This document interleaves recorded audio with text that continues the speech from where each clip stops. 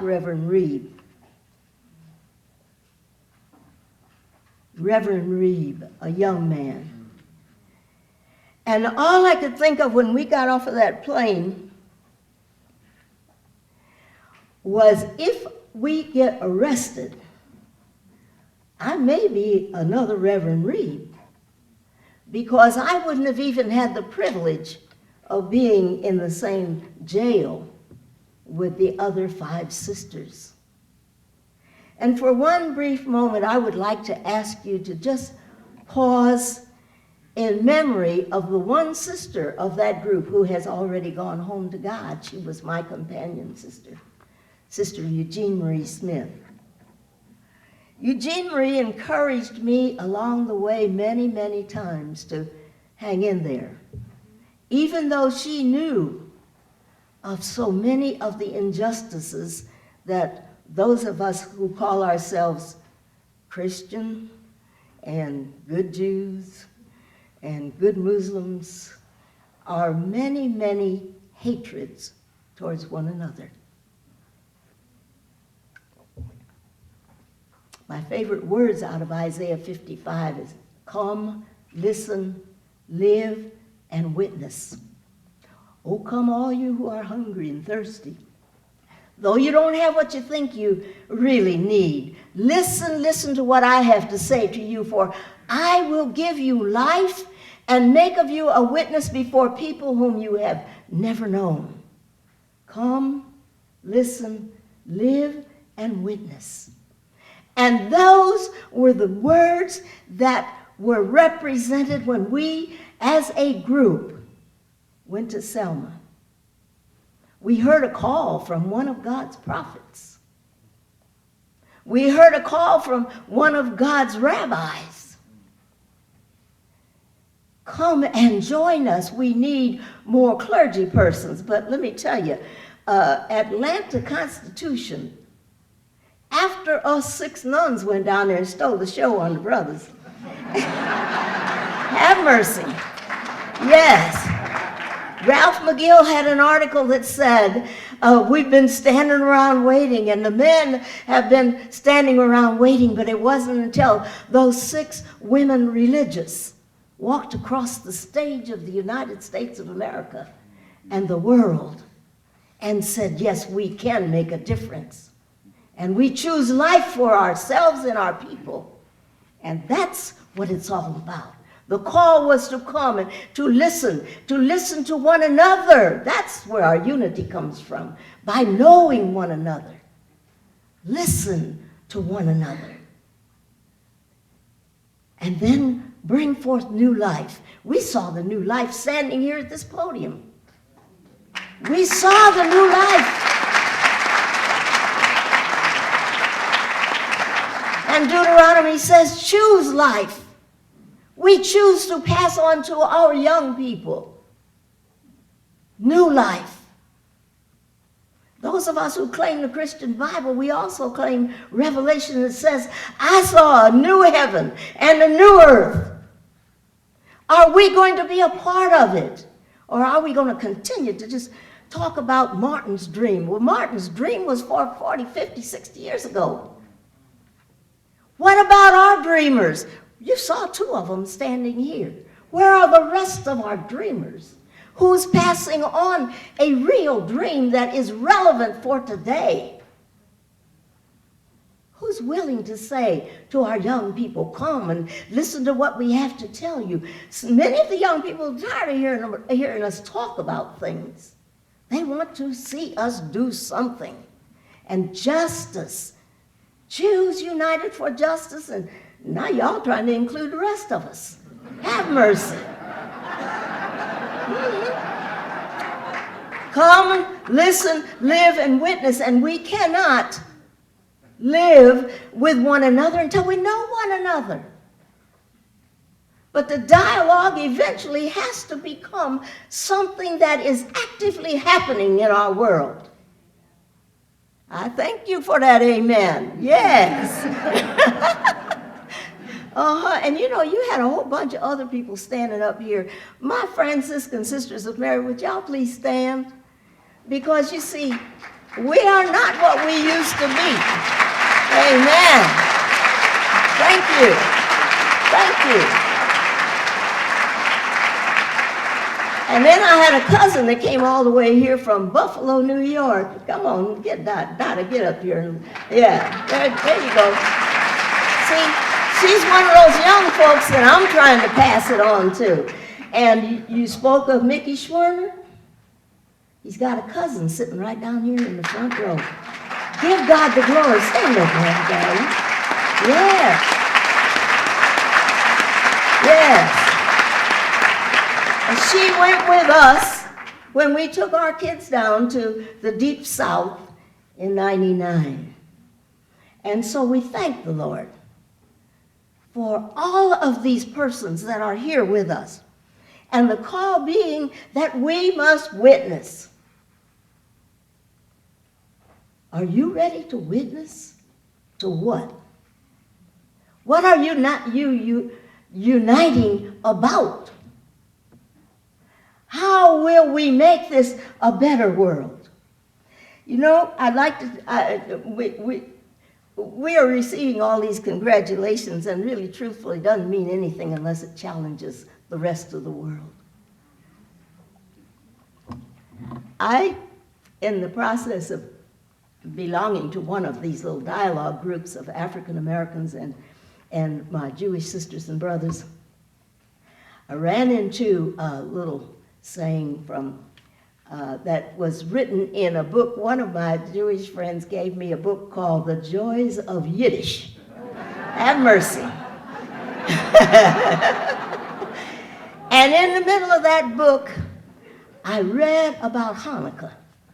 Now, I realize that the majority of the people here probably already know about that, the Maccabees and all that. But let me read you just a portion of this.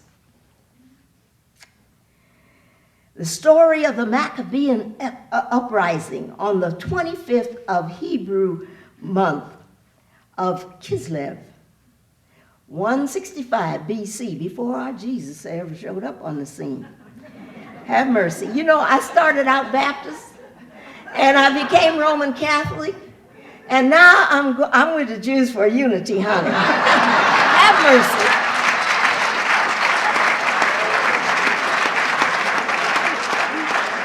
And when that Diamond Jubilee turns up this year, I don't want no cut glass, folks. I want diamonds. Well, Judah, the Maccabee, solemnly rededicated Zion's temple, lighting the lamps of a great menorah, and celebrated the beginning of a week-long festival. To this day, each Hanukkah, Jews light candles for 8 days.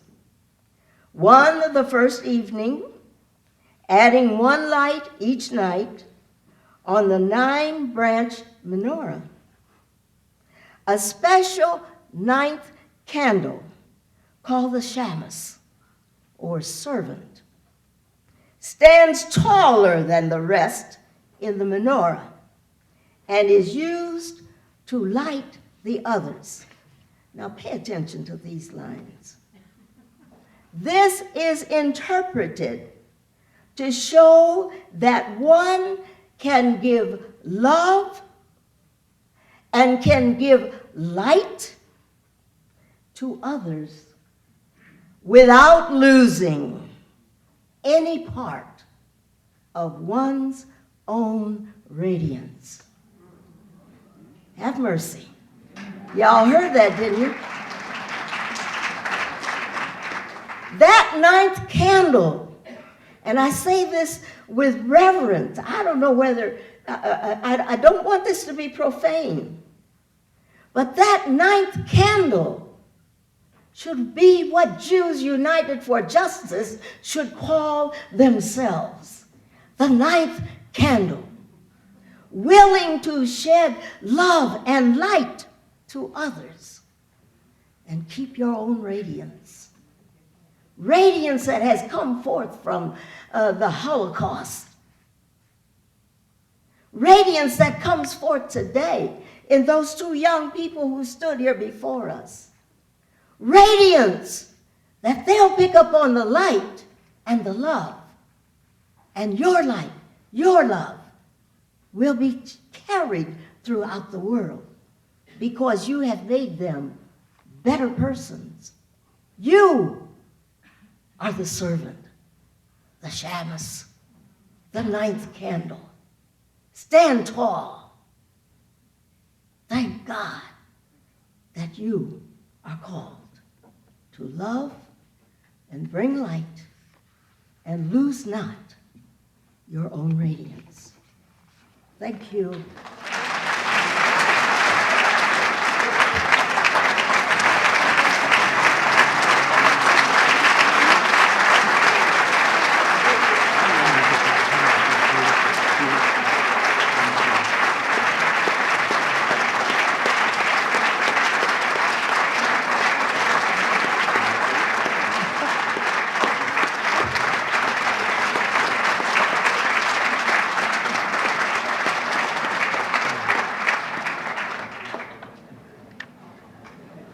Rabbi Lipnick will be introduced by Michael Kahn, the chair-elect of JUJ.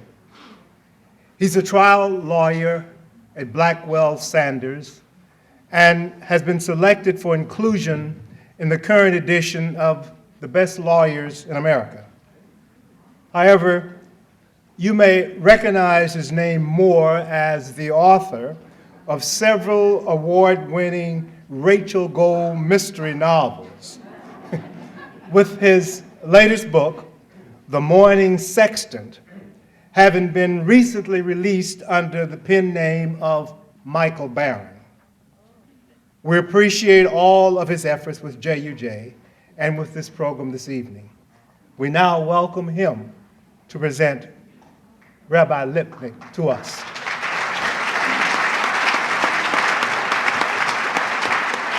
Thank you very much, Jesse.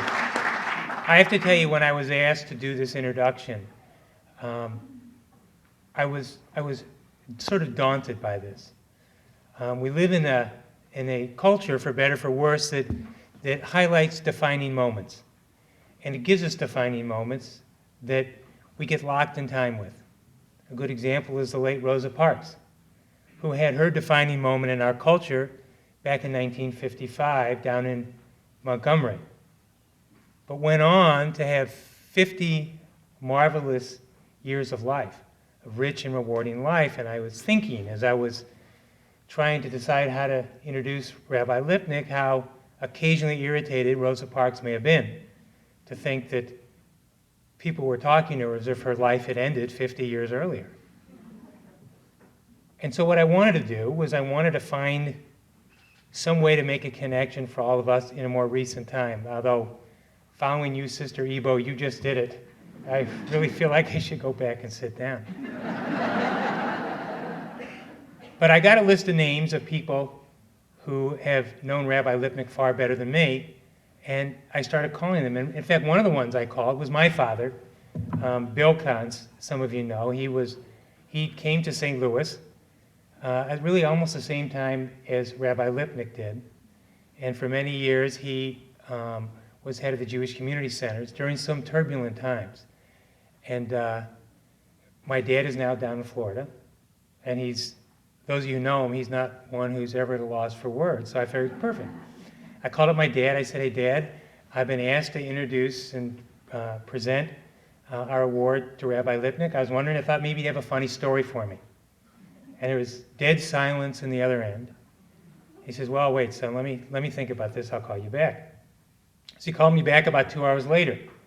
And he didn't have any funny stories for me. He started talking generally about different moments during the years he was in charge of the Jewish Community Centers. And there were different controversial moments. Once when they invited Dr. Martin Luther King to come speak, when they made the decision they had to push through to integrate the Jewish Community Centers, and other times. And he said to me, he said, it was wonderful knowing that there was Rabbi Lipnick out there, because I always knew he would be in our corner, he would do the right thing. And as he talked, he seemed to be talking not so much about a rabbi as he was about a teacher, which when I looked in the dictionary, realized, of course, rabbi, among other things, means teacher. And it was a story I heard from other people as well, about the teaching side of this that had gone on. And it was in that I had my revelation, which, alas, Sr Ebo for me was a movie as opposed to Isaiah. It was really the favorite, well, I'm sorry. It was the favorite scene from one of my favorite movies, which is A Man for All Seasons. And it's the scene when young Richard Rich comes up to Sir Thomas More. He's torn, doesn't know what to do with his career, whether he should go into politics or whether he should become a teacher. And Sir Thomas More urges him to become a teacher. And Richard Rich says, yes, but if I go into politics, if I'm a great success in politics, everyone will know what I've done. If I go into teaching and I'm a great teacher, who will know? And Sir Thomas More says to him, you will, your students will, and God will. Not a bad audience, that. Well, from those who I've talked to about Rabbi Lipnick, let me say I do not presume to speak tonight for God, and I do not presume to speak tonight for Rabbi Lipnick. But on behalf of the thousands of people who count themselves among his students, I am proud to present to you a great teacher.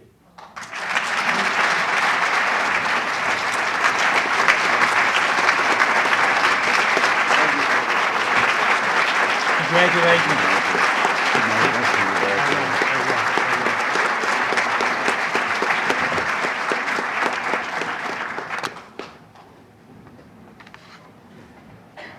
Needless to say, friends, I am greatly honored to be here this evening, but even more greatly honored to be paired with the likes of Sister Sr Ebo.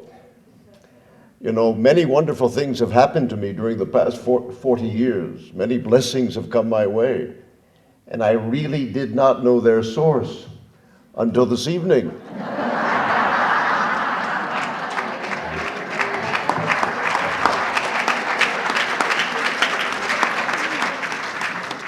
To be prayed for during that long period of time by the likes of that good sister is a very, very special blessing, and I thank you, Sr Ebo.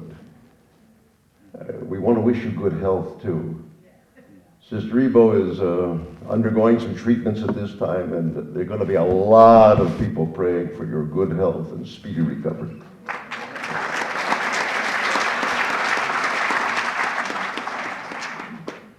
Secondly, I want to say, you know, I'm not 80 years old yet, so I don't get 5 minutes or an unlimited amount of time.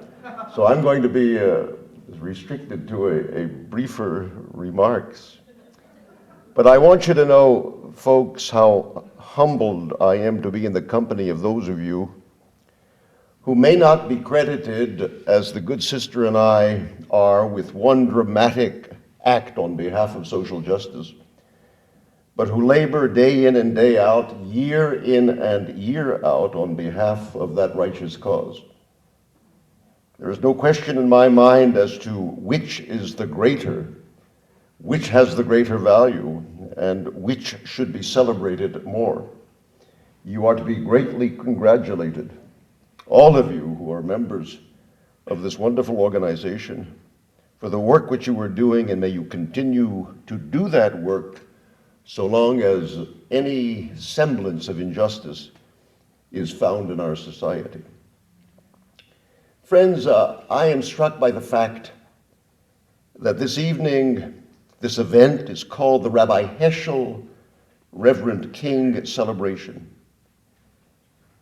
because joining together these two great religious leaders, one a Jew and one a Christian, both of whom are towering figures, both in the annals of their respective faiths and in the great and ongoing fight for equality and justice. Linking these two figures together, as we are doing this evening, is a great, great testimony, Heschel and King. And I want to share with you just one recollection that I have of both of them, although I have many others, just the one for this evening. My recollection goes back to March 25th, 1968, just 10 days before Dr. King was assassinated.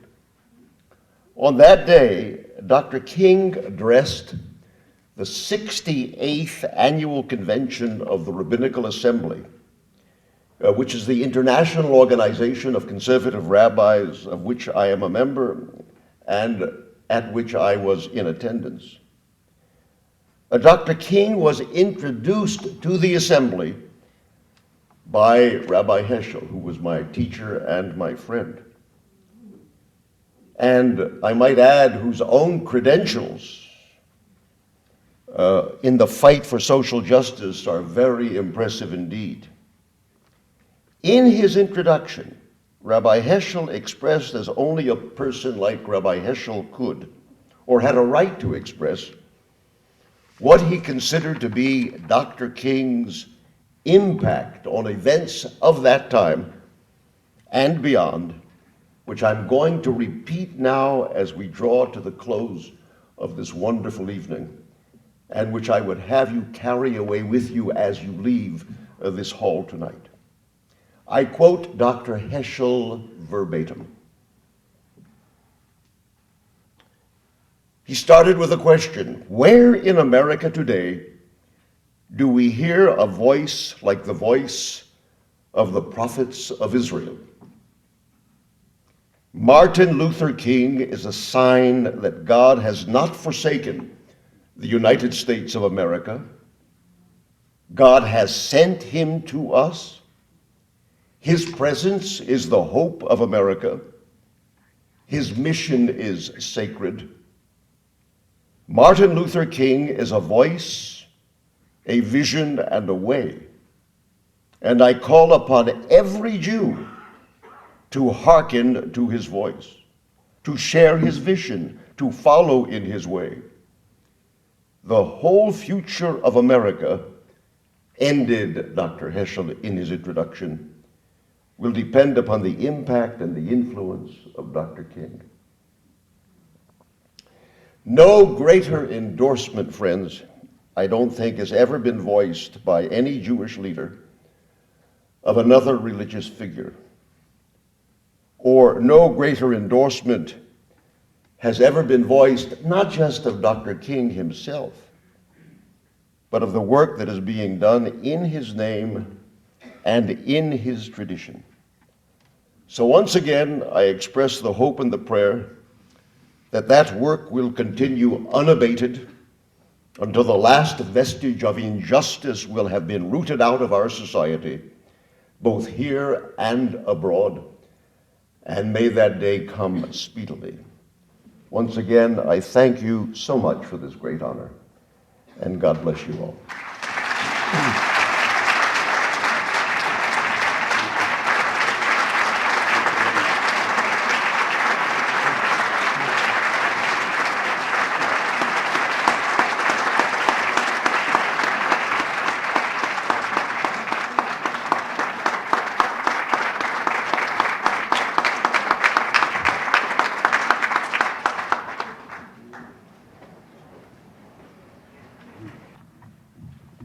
Well, I know that there have been a lot of people working in advance of Sr Ebo's orders tonight to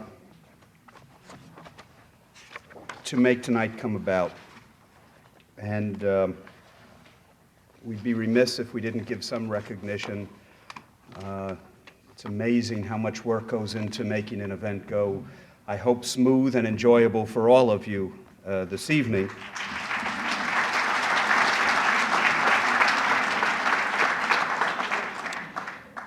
In the entertainment, in the reception that we will have following tonight's program, we will be entertained by Rabbi Jim Goodman of Neve Shalom Congregation and a member of the steering committee for JUJ. He's going to be playing his music during the reception. Jim has several CDs out, which, while they will not be for sale in the lobby, I'm sure that you could talk to Jim and get information about how you can get a hold of them. He also, if you look in your program, when we were discussing every aspect of the program, as I said, we wanted to make this different. Jim said, you know, the traditional way you do a program for an honoree, you have one page with their bio and their picture, and they create the centerfold. He said, do you trust me to do something different? We trust Jim totally. So Jim went and wrote a poem, and in the introduction he says, to talk about what they did in the context of the time period. He said, these events have become legend. I have chosen to write them in epic form because they seem to me to be epic events, mythic. They happen for many of us in our lifetimes. It seems to me these events have earned this form. So truly, take time to read through this program. I think you're going to find it to be truly a blessing. There are a lot of other people that have put in a great deal of work to make this program successful. You have met several of them as they came up and spoke at different times, so we won't reintroduce them. There are others you have not met that I would ask to stand now. Gwendolyn Krim of the Archdiocese of St. Louis Committee for the National Black Catholic Congress, and a dear friend. Gwen, where are you? Please stand. You are always a joy.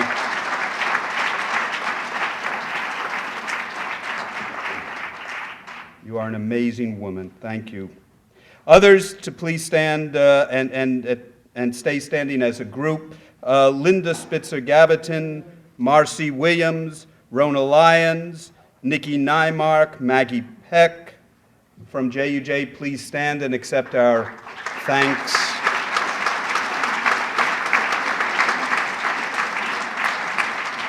Brenda Bobo Fisher coordinated our public relations for this evening. We appreciate all that she did. Scott Lokitz. Scott, where are you? Our photographer for this evening, whose pictures will soon be on the JUJ website. Thank you, Scott, so much.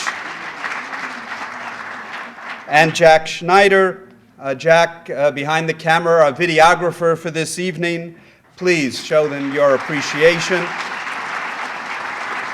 The program, the video, the pictures, all records of this evening will also be added to the archives of the Missouri History Museum.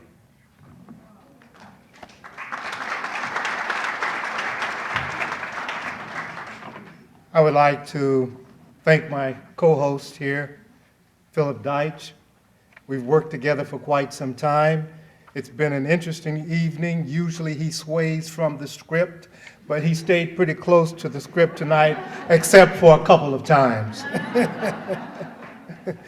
I would now ask that members of the JUJ Steering Committee stand to accept our thanks for all that you've done for it tonight and throughout the year. Could all the members of the JUJ Steering Committee stand? And let's give them a round of applause.